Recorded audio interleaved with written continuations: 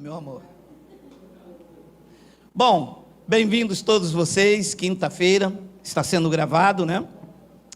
O tema desta pérola da graça é: já fomos arrebatados. Choca, né? Por quê? Porque a igreja está esperando, por causa de John Nelson Darby, que a sua sobrinha Margaret MacDonald teve um sonho. E neste sonho, ela viu os crentes tudo subindo para o céu. Então, John Nelson Darby criou-se a doutrina do arrebatamento coletivo. Ele, induzido pela sua filha, que era muito usada nas divinas revelações do Espírito Santo, criou-se essa doutrina baseada num sonho. Mente enfatuada sem motivo algum, disse Paulo. E isto foi muito bem aceito no meio pentecostal. Desde então, fizeram filmes. Tem um filme que ganhou milhões de dólares, deixados para trás. Vídeos em que diziam que se você estiver andando dentro desse avião e ele vai ficar desgovernado, só o crente vai subir. Que Deus mau, não? Você imagina? Você tem um filho e não aceitou Jesus. Aí Deus destrói ele e leva você com cabelo cortado, com gravata, com terno, porque na visão de Margaret MacDonald, todo mundo ia para o céu do jeito que estava. Você já viu esses vídeos? A igreja está assim, de repente some um e o outro fica desesperado. A igreja birimbau do reino de Deus tem muito desses vídeos. É um truque por causa do processo. Cheio de shampoo, outros enfim. Preste atenção, abençoados, e depois então vocês pesquisem nas vossas casas. A palavra arrebatados, do grego, do original grego, significa harpazo.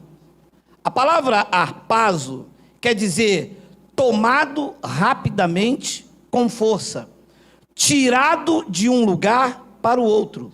E em outro significado, a palavra arrebatado quer dizer resgatar, tomar, tirar para si. Então, todas as passagens que falam sobre arrebatados na Bíblia, em nenhum momento, e eu vou mostrar, em nenhum momento está dizendo arrebatado daqui, que Deus arrebatou e levou para o trono dele, onde ele habita, além de habitar dentro dos crentes. Então, olha o que diz Atos capítulo 8, versículo de número 33. É preciso ter a sabedoria e a mente de Cristo ativada, porque nós estamos andando, quando se lê essa passagem, dentro de um relato histórico de Lucas. Lucas está relatando esta passagem, assim como o seu livro, a uma outra pessoa. É uma história. Lucas não esteve presencialmente nesses acontecimentos, em especial de Atos. É como se houvesse uma tragédia em São Paulo, que os céus não me ouçam, e eu aqui tivesse a notícia assim: teve uma tragédia em São Paulo, e eu querendo relatar isso aos senhores, contaria então: houve uma tragédia em São Paulo, 4 pessoas ficaram feridas. Mas eu não tenho a certeza de como foi esse ferimento. Esta notícia pode chegar a você de várias formas. Feriu como? Perdeu a cabeça? Quebrou a perna? Entende-se assim? Então isto aqui, Lucas está fazendo um relato. Ele não estava presente aqui. Lucas não podia estar em vários lugares ao mesmo tempo. Este atributo, só quem pertence é o Eterno. Então, o Eterno pode relatar o que está acontecendo aqui, na Espanha, na França e em Portugal. Nós podemos relatar o que está acontecendo em Portugal por aquilo que ouvimos e não testemunhamos. Então, é um relato que diz respeito aos rudimentos da lei, né? Olha lá, seguindo eles caminho afora, e daqui a pouco na mensagem nós vamos ler o contexto. Seguindo eles caminho afora, diz respeito a Filipe e ao eunuco.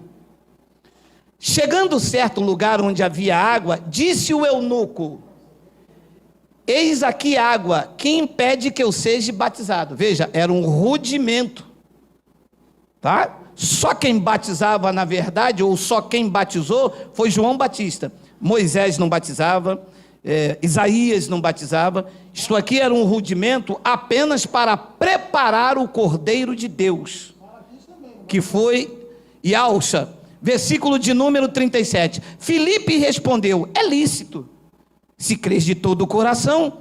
E respondendo ele, o eunuco disse: creio que Jesus Cristo é o Filho de Deus. 38. Então mandou parar o carro, Filipe, ambos desceram a água e Filipe batizou o eunuco. Agora dá uma parada aqui. Você vê, se realmente o batismo nas águas fosse o dia de hoje, eles deveriam pelo menos seguir esse modelo. O cara quis se batizar nas águas, tinha água. O que Filipe fez? Mandou ele ir para um curso de classe catecúbitos, estudar a escola bíblica dominical. Primeiro ele tinha que aceitar a Jesus, depois ele tinha que estudar não sei o quê, e aí então, nada disso. Você quer ser batizado? Então tem água aqui. Esta água estava numa piscina, tinha que ser por aspersão, por imersão? Nada, era um ritual simbólico, a graça não tinha chegado ainda. Então ele diz: então mandou parar o carro, ambos desceram a água e Filipe batizou o eunuco. 39. Quando saíram da água, o Espírito do Senhor, Arpazo, arrebatou a Filipe, não o vendo mais o eunuco, e este foi seguindo o seu caminho cheio de júbilo. Arrebatou Filipe para onde? Para o céu? Porque a palavra arrebatar significa que Deus tirou ele daqui e levou para outro lugar. O que os crentes pegam? Ah lá, arrebatou Filipe. E cadê Filipe? Está lá no trono. Filipe dorme com o Senhor. Você já viu aquele negócio? Uma pessoa morre. E olha, é claro que nós fazemos isto por questão de tradição. Espiritualmente isso não tem valor nenhum. Uma pessoa morre e fica dentro do caixão, e a pessoa fica ali velando a carne. Correto ou não correto? Correto? Porque o espírito já não está ali. Antes da carne cair, o espírito já saiu. Aliás, a carne já tombou, porque antes Deus tomou o espírito. Então a pessoa fica ali velando o morto. Claro, você perde um ente querido, claro que você vai lá e tal, mas a nível espiritual, ali só está a carne. Então quando diz que quando saíram da água, o Espírito do Senhor arrebatou a Filipe, não é que arrebatou e levou para o céu. Arrebatou é porque antes já havia levado Filipe até ali, e cumprido a missão, o Espírito tirou Filipe daqui. Então veja o que diz agora, 2 de Reis, capítulo 2, versículo 9. Eu vou ler o 11, depois o 15 e o 16. Se você quiser, depois você lê corretamente o 9 até o 16 na sua casa. Leia essa passagem. Havendo eles passado, Elias disse a Eliseu, e esta passagem é a clássica do arrebatamento que a igreja se apoia. Leia comigo, por favor, porque o que você vai ler parece que eu estou lendo uma outra Bíblia. Porque realmente é uma outra Bíblia, que a Bíblia dos crentes não é esta. A Bíblia do crente é uma especulação dos pastores. Os pastores não pregam a Bíblia Sagrada, eles pregam aquilo que lhes convém. Eles falam de curso de teologia, mas eles não têm hermenêutica, eles não têm exegese, eles têm herezege, é isso que eles têm. Então olha, Havendo eles passado, Elias disse a Eliseu: pede-me o que me queres. Temos tempo hoje? Temos, Dia dos Pais, todo mundo trouxe churrasco, carne. Você sabe que era exatamente isso que eu pedia: Senhor, me dá porção dobrada do meu pastor. Graças a Deus que Deus nunca usou, senão hoje eu seria um cão guloso igual ele. Ele tem uma coleira, Deus ia me dar duas. Ele tem uma mordedura, Deus ia me... de um Rottweiler. Não, você já passou por isso? Eu quero porção dobrada, Senhor. Senhor, me dá porção dobrada da tua unção. Havendo eles passado, Elias disse a Eliseu: pede-me o que queres que eu faça antes que seja tomado de ti. Disse Eliseu: peço-te que me toque por herança porção dobrada do teu espírito. 10. Tornou-lhe Elias: dura coisa pediste. Todavia, se me vires quando for tomado de ti, assim se fará. Tomado de ti. Arpazo. Não é arrebatado para os céus, onde Deus habita. Elias disse: quando eu for arpazo. Claro que o termo ali não é arpazo, que está no hebraico. Já é muito para mim ter que procurar no grego. Então ele diz: quando for tomado de ti. A expressão lá no grego é arpazo, arrebatado. Assim te fará. Porém, se não me vires, não se fará. É claro que o homem nem dormiu, né, meu irmão?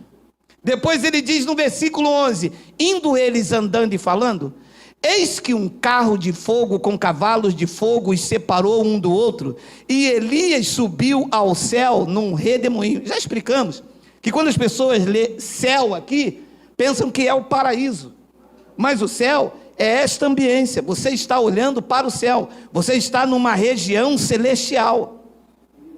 As pessoas, quando lê céu, como lá o rei da Babilônia caiu do céu, do seu esplendor, as pessoas pensam que ele caiu lá no paraíso, onde tem o trono, os anjos voando, tocando a arma, bate o pé como eu.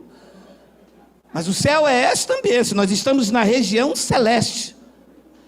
Aí ele diz então no versículo de número 12: o que vendo Eliseu clamou: meu pai, carros de Israel e seus cavalheiros. Nunca mais o viu, e tomando as suas vestes, rasgou em duas partes. 13, então levantou o manto que Elias lhe deixaram cair, e voltando-se pôs à borda do Jordão. É até o 11, né, Miguel? Coloca o 11, depois eu continuo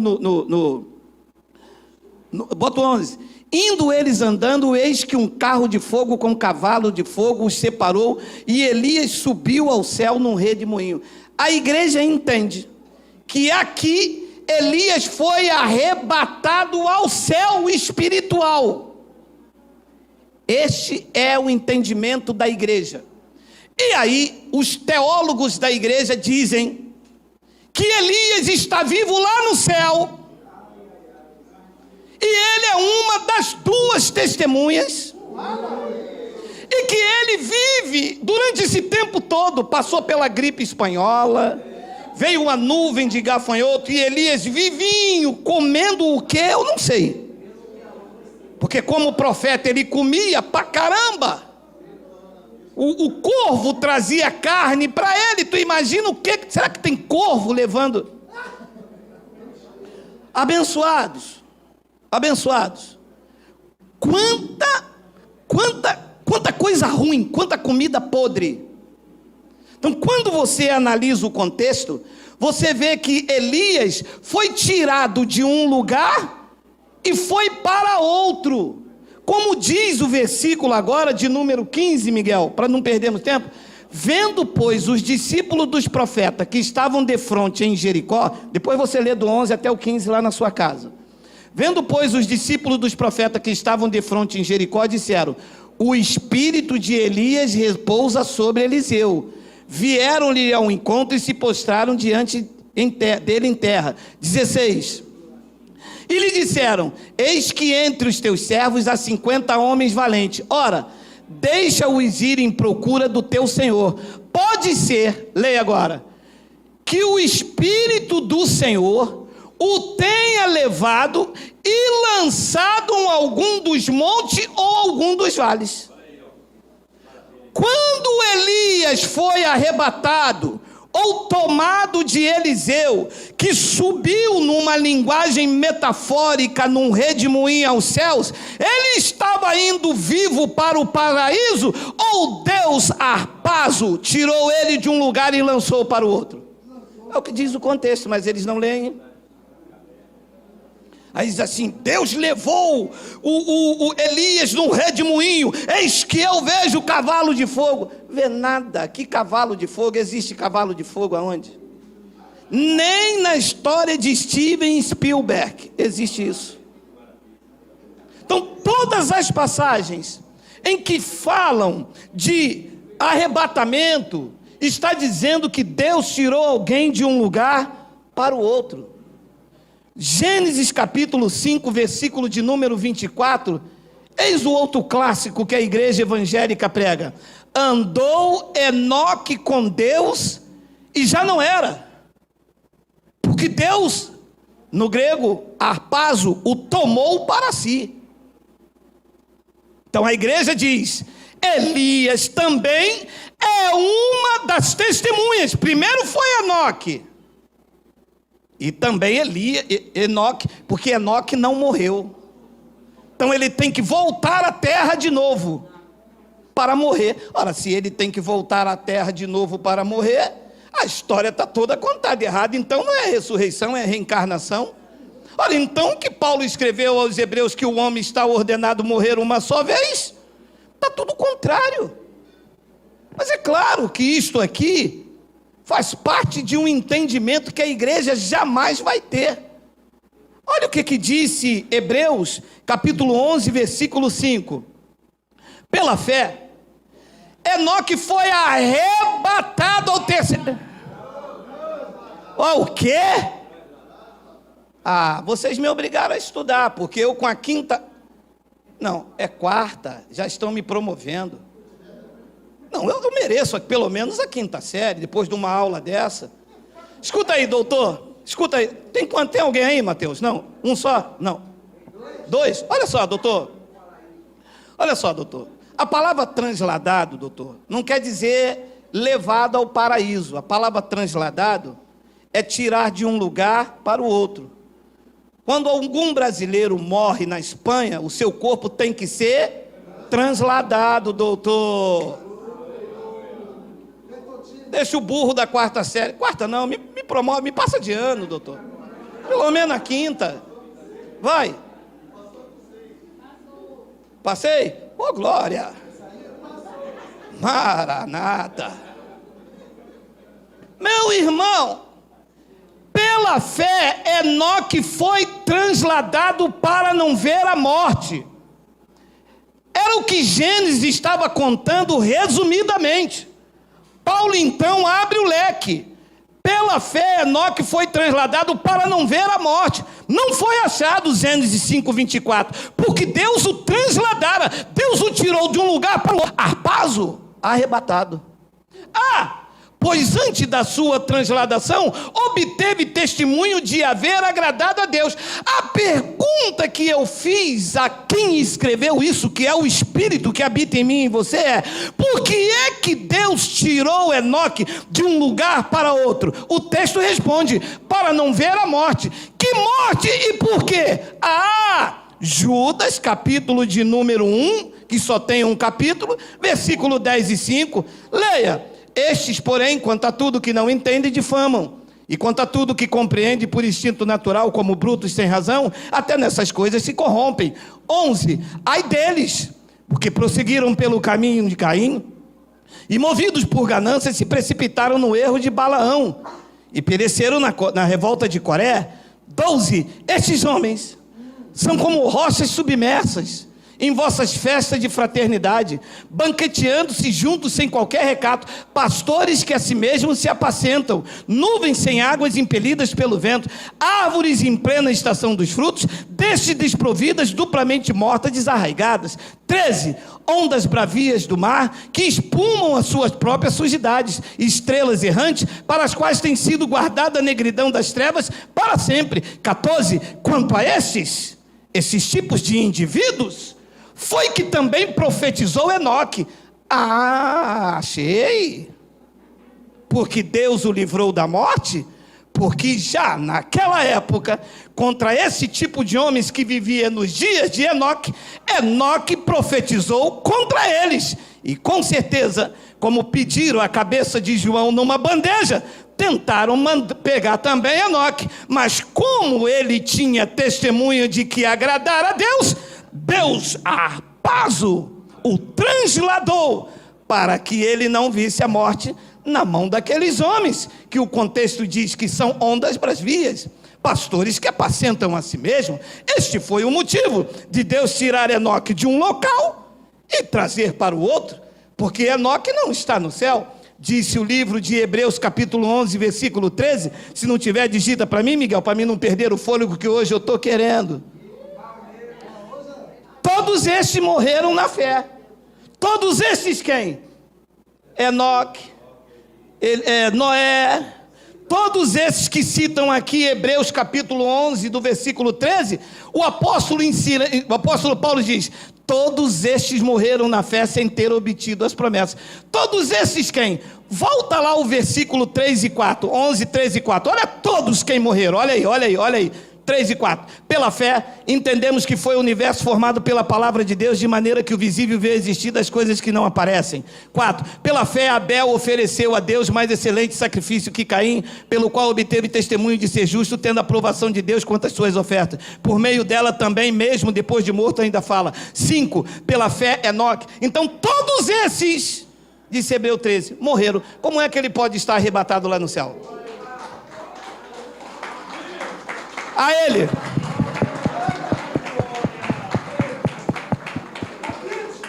E a clássica passagem de Paulo, 1 Tessalonicenses capítulo 4, versículo 15 ao 18. Ora, fica aí, doutor.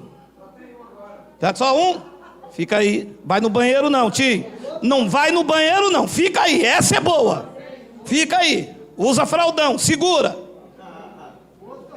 Ora, ainda vos declaramos por palavra, Epístola de Paulo aos Tessalonicenses, capítulo 4, versículo de número 15, primeiro século da era cristã, escrita entre o ano 51 e 53, e é muito importante conhecer a datação do livro, para se compreender os fatos que se aconteceram no primeiro século da era cristã. Isto não foi escrito hoje.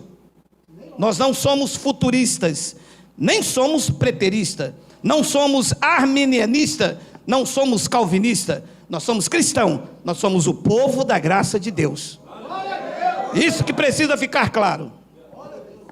Ora, ainda vos declaramos por palavra do Senhor isto, 2 pontos. Nós os vivos. Se você não aprende a conjugar a fazer a conjugação verbal lendo a Bíblia, você traz essa passagem para o presente. Uma vez que você traz essa passagem para hoje, você ressuscita Paulo, porque a palavra nós inclui o autor da carta. Capite? Quarta série neles. Ora, ainda vos declaramos por palavra do Senhor isto, nós os vivos, os que ficarmos até a vinda do Senhor. De modo algum precederemos os que dormem. Segura aqui. Quando morre alguém, e eu já fiz isso, a pessoa vai diante do caixão e diz assim, mas fica tranquila, minha irmã, ele dorme. Ele não dorme, ele está morto. Acabou. Não adianta chorar ali não, tinha que chorar antes. Tinha que chorar quando traiu. Tinha que chorar quando bateu, quando humilhou, quando não deu atenção. Não beijei a boca da minha mulher hoje, não botei sapinho na velha. Você tinha que chorar hoje. Aquela carne não dorme, aquela carne está morta. Cumpre-se o que foi dito. O pó voltou à terra. Metaforicamente. E o espírito também não dorme. Espírito não dorme. Dorme? E quantas vezes você disse isso lá no sistema?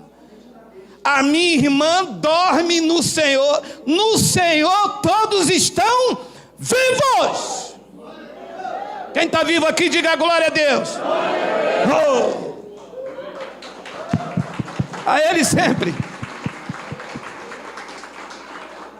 Então esta era uma terminologia usada no primeiro século da era cristã. Esta era a condição espiritual até o juízo no ano 70.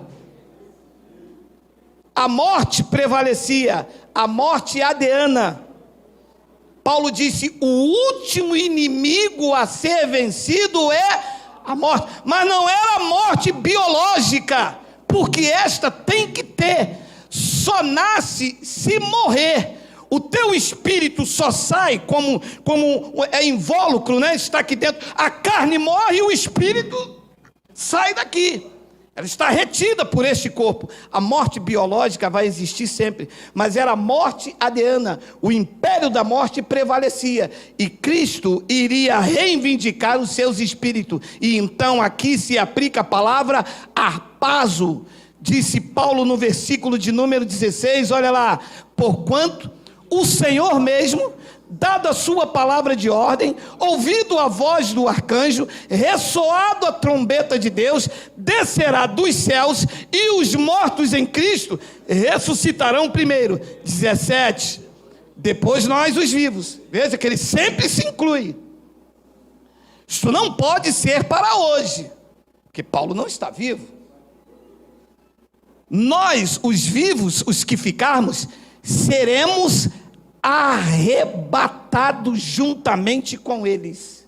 Então eles seriam tomados daquela morte adeana, em que eles ficavam retidos com seus espíritos. O juízo não havia acontecido ainda, e quando dado a palavra de ordem, eles seriam tomados daquela condição de preso no túmulo para os seus espíritos livres, assim como o meu e o seu está hoje.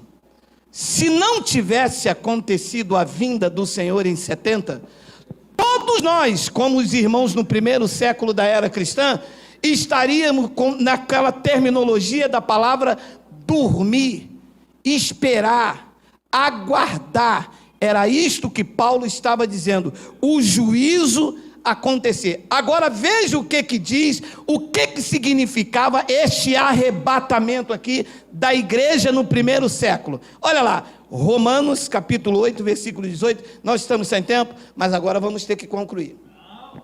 Porque para mim, disse Paulo, a igreja de Roma, no primeiro século da era cristã, tenho por certo que os sofrimentos do tempo presente, então não é hoje, foi no passado, se tornou pretérito. Correto ou não correto? Conjugação verbal, correto ou não correto? Correto. Correto. Se o tempo presente aqui ele escrevesse isso ontem, era o tempo presente hoje. Mas o tempo presente aqui é o primeiro século da era cristã. Então, olhando daqui para lá, o tempo presente está no pretérito. Não podem ser comparados com a glória a nós, a glória a ser revelada em nós. Então havia uma glória a ser revelada neles, não em nós aqui no presente. É neles lá no pretérito, lá no passado. Versículo de número 19. Tem aí a ardente expectativa da criação, aguarda a revelação dos filhos de Deus. Versículo de número 20. Pois a criação não estará, o verbo ali está lá nos dias de Paulo, a criação está sujeita à vaidade, não voluntariamente, mas por causa daquele que a sujeitou. 21, na esperança de que a própria criação será redimida. Redimir significa o quê? Tirar. Então, naquele time da história, a criação estava num cativeiro de corrupção. Ela seria tirada, tomada, arpazo, resgatada, arrebatada desse cativeiro de corrupção, presa no Hades para a liberdade da glória dos filhos de Deus. Versículo de número 22, tem? Porque sabemos, disse Paulo, que toda a criação a um só tempo geme e suporta angústias até agora. 23. E não somente ela, mas também nós, Paulo e os irmãos em Roma, que temos as primícias do Espírito, igualmente gememos em nosso íntimo, aguardando. Segura isso aqui. O que é que os irmãos da igreja no primeiro século estavam aguardando? A adoção de filhos e a redenção do nosso corpo. Ora, mas Jesus já não tinha morrido e ressuscitado? Eles ainda estavam aguardando a adoção de filhos? Eles ainda não eram filhos? Ora, eles ainda estavam aguardando a redenção do corpo? É porque precisaria passar pelo resgate. A morte os mantinha presos, cativos, os espíritos ficavam retidos no túmulo e era necessário o juízo que aconteceu. E eles lá, no primeiro século, estavam aguardando isso. Versículo 24, para me concluir esta passagem. Porque na esperança fomos salvos. Ora, esperança que se vê não é esperança, pois o que alguém vê, como espera? Então a igreja no primeiro século cristão estava aguardando esta manifestação. Quando nós lemos as cartas de Paulo, ele não está tratando deste assunto para a igreja hoje. Paulo sequer poderia imaginar que alguém estaria aqui fazendo churrasco para o Dia dos Pais. Nem tinha isso. Então a igreja precisa aprender a ler o Evangelho no seu tempo. E no tempo de Paulo, o que ele via para aqueles dias era o arrebatamento do corpo que ficava preso, ficava retido, o arrebatamento espiritual. Vários tipos de arrebatamento eu te apresentei. O de Elias, de um lugar para o outro. O de Enoque, de um lugar para o outro. O de Filipe, de um lugar para o outro. E o dos corpos que ficavam retidos de um lugar, do cativeiro espiritual, para uma glória sobrenatural, em que eu termino com Filipenses capítulo 3, versículo de número 20. Pois a nossa pátria está nos céus, a pátria do Espírito, não da carne.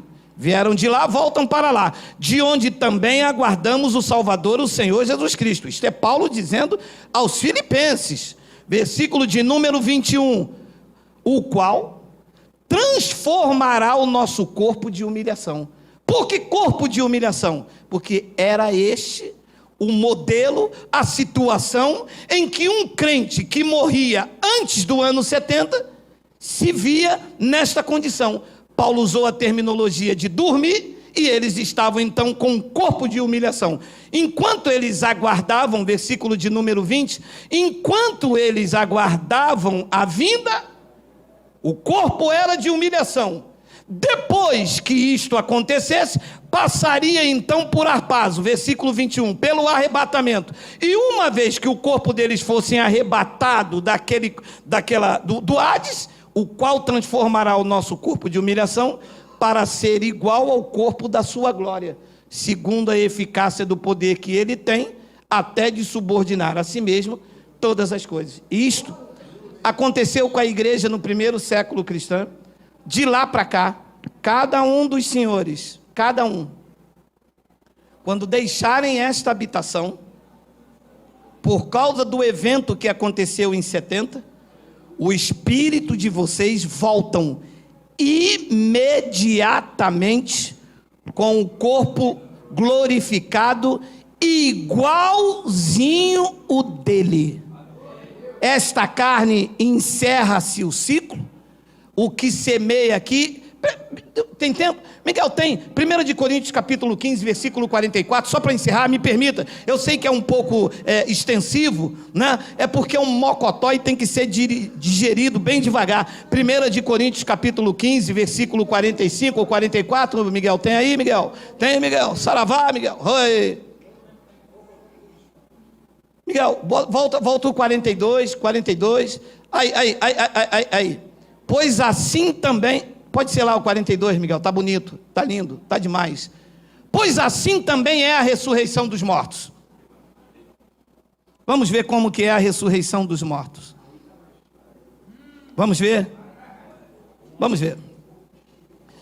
Semeia-se o corpo na corrupção, ressuscita na incorrupção. Semeia-se em desonra, essa carne, ressuscita-se em glória. Versículo de número 43. Semeia-se em fraqueza, ressuscita-se em poder no Espírito. Versículo 44. Semeia-se o corpo natural, ressuscita o corpo. Capite? Então, quando este corpo natural descer aquele caixão, e que tomara que não apareça aquelas que tem filho lá não sei aonde, e aparece já, sempre que de vez em quando aparece, abençoado, de vez em quando aparece um barrigudinho lá, Cunhém! E todo mundo chorando, e o cara, fui fiel a vida inteira, e o menino gritando, Cunhém! E o choro já transforma em palavrão, miserável, vagabundo. Eu já dizia que amava, não, olha o filho dele aí também. Diz que semeia o corpo natural, abençoado. E o que ressuscita não é também o corpo do homem. Diz que ressuscita o corpo espiritual. E se há corpo natural, esta coisa linda chamada você, há também o corpo espiritual. E é este aqui, antes do ano 70, que ficava retido no túmulo, aguardando o juízo. E em 70 DC, com a queda do templo, deu-se o juízo sobre Jerusalém, e a igreja que existia lá, que estava preso neste corpo ainda no Hades, foi reivindicado, foi arpazo, foi tomado com força. O dono dos espíritos o tirou dos túmulos e, consequentemente, assim como o efeito do madeiro trouxe o efeito sobre a minha vida, o efeito de arpazo da igreja no primeiro século trouxe sobre a minha vida. Se eu cair tombado aqui agora, só vai tombar a carne. Tristeza é para quem fica. A minha mulher eu já protegi, já cobri. Fiz um seguro de vida de 397,50. A velha está feliz. A velha está feliz. A velha está legal.